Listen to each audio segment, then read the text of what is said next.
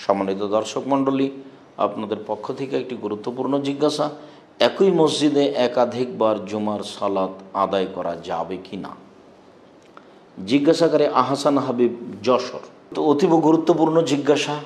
যেমনভাবে ঈদের মাঠে একাধিক সালাত আদায় করা হচ্ছে, তাহলে কি জুমা মসজিদেও একাধিক জামাত হতে পারে? জি না, এক মসজিদে একাধিক জুমার সালাত হবে না। যদি মানুষ করে থাকে তাহলে তা ভুল হবে। কেননা নবী রাসূল সাহাবী তাবেঈগণ থেকে একই মসজিদে একাধিক জুমার সালাত আদায় করার কোনো প্রমাণ নেই। জুমার সালাত আদায়ের জন্য নির্ধারিত সময় রয়েছে, জুমার সালাত আদায়ের জন্য খুতবা রয়েছে, জুমার সালাত আদায়ের জন্য ব্যাপক ব্যবস্থাপনা রয়েছে। সেইটা ওইভাবেই আদায় করতে হবে যেভাবে রাসূল সাল্লাল্লাহু আলাইহি সাল্লাম আদায় করেছেন। যদি কোনো মসজিদে একাধিকবার, একবার দুইবার জুমার সালাত হয়, তাহলে এই উজ্জ্বল শরীয়তে তা স্পষ্ট বিদআত। আয়েশা রাদিয়াল্লাহু তাআলা আনহা বলেন, রাসূল সাল্লাল্লাহু আলাইহি সাল্লাম বলেছেন, মান আহাদাসা ফি আমরিনা হাযা মা লাইসা মিনহু ফাহুয়া রাদ্দুন। যে রাসূল সাল্লাল্লাহু আলাইহি সাল্লাম বলেছেন, আমার এই শরীয়তে কেউ যদি ইবাদতের নামে নতুন কিছু চালু করে তাহলে তা প্রত্যাখ্যান হবে, তা বিদআত।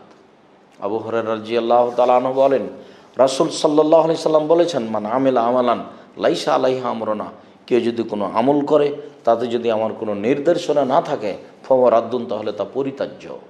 যেহেতু আল্লাহ রাসূল থেকে, সাহাবীগণ থেকে, তাবেঈগণ থেকে, তাবেগণ থেকে এরকম কোনো প্রমাণ নেই যে এক মসজিদে একাধিকবার জুমার সালাত হয়েছে, অতএব এই উজ্জ্বল শরীয়তে এটা স্পষ্ট বিদআত, তা পরিত্যাজ্য, তা পরিহার করতেই হবে, এবং যারা করছে তারা গুনাহগার হবে, এ কথাই ঠিক। বরং এমন মানুষকে বিচারের মাঠে রাসূল সাল্লাল্লাহু আলাইহি সাল্লাম বলবেন, এসব সেই মানুষ যারা আমার দ্বীনের পরিবর্তন ঘটিয়েছে। অতএব সোহগান লেমান গাইয়ারা বাদি, আমার পরে যারা আমার শরীয়তের নিয়মের পরিবর্তন করেছে তারা আজকে দূর হোক, তারা আজকে ধ্বংস হোক, তারা আমার এখান থেকে সরে যাক, এ বলে তিনি তাদেরকে ধমকে সরিয়ে দেবেন, যা বুখারী মুসলিমের হাদিস দ্বারা প্রমাণিত হয়। সম্মানিত দর্শক মণ্ডলী, বিষয়টি আপনারা বিস্তারিতভাবে দেখতে চাইলে ফাতোয়া লাজনা দায়েমা ৮ম খণ্ড ২৬২ পৃষ্ঠায় আমরা যেভাবে ওখানে স্পষ্ট করেছে, আমরা নিয়মিত বিষয়টি এভাবেই স্পষ্ট করছি। আবারও আপনাদেরকে বললাম যে একই মসজিদে একাধিক জুমার সালাত বিদআত। ঠিক অনুরূপী একই ঈদের মাঠে একাধিকভাবে সালাত আদায় করা যাবে না, এরকম পথ পদ্ধতি রাসূল সাল্লাল্লাহু আলাইহি সাল্লামের পক্ষ থেকে পাওয়া যায় না। ঈদের মাঠ পৃথক করে নিতে হবে, না হয় বড় করতে হবে, যে কোনো ভিন্ন জায়গায় পড়তে হবে। একটা নির্ধারিত সময় আছে না ঈদের সালাতের জন্য? সূর্য ওঠার সাথে সাথে আল্লাহ রাসূল সময় উল্লেখ করেছেন। নিজের মতো ৮টা, ৯টা, 10টা, 11টা এভাবে পড়তে থাকতে হবে, এটা নয়। ঈদের মাঠ কীভাবে সাজাতে হবে দেখেন, জোর করে কিছু বলা একটা জিনিস, আর রাসূল সাল্লাল্লাহু আলাইহি সাল্লামের পদ্ধতি অনুযায়ী করা আরেকটা জিনিস।